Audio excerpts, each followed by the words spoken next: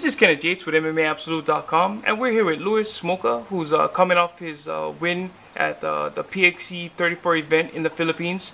Louis, for people who might have missed your fight because it was in the Philippines, talk a little bit about your fight and how you got the win. Well, I knew going into the fight that he was primarily a stand-up guy, and it was his MMA debut, so I wasn't really expecting him. I was expecting him to be kind of have to feel it out a lot. I wasn't really expecting him to be real well versed on the ground. So as soon as the fight started, I was looking to take him down right off the bat. I didn't want to play his game, which I wanted to get my win.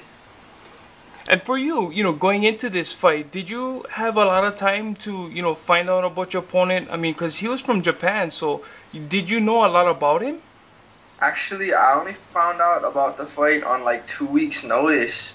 I only had about a week to train, really, so I put in as much time as I could in that 1 week, and that was all I could really do. I didn't want to study him too much because it was too close to try to prepare really for anything. I couldn't really pick up on his timing or anything in that 1 week, so I just tried to get my conditioning up to par and just hope for the best.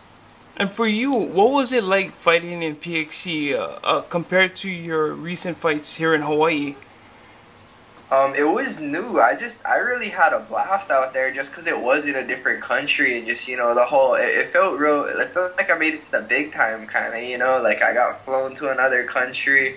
I got put in a hotel and stuff, and you have people driving you around, taking care of you. It felt good. I had a blast, man. I can't wait to do it again. And like you talked about in your fight, you took him down and basically controlled the whole fight, from beginning to end. Were you expecting him to, give you, I guess, a little bit of more of a challenge for you? Because honestly, it kind of looked easy for you. I don't know. I'm just gonna chalk it up to styles because he was a Muay Thai fighter and I'm a ground fighter. Most times, most people, we've seen the early days of the Gracies and stuff, the early days of the UFC. If you put a ground fighter up against a striker, normally the ground fighter wins, and so I was confident in that aspect. I felt I had a real good style matchup, and I just did my best to take advantage.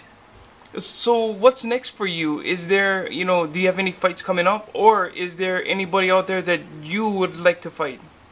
Not particularly. I kind of wanted to keep fighting with PXC.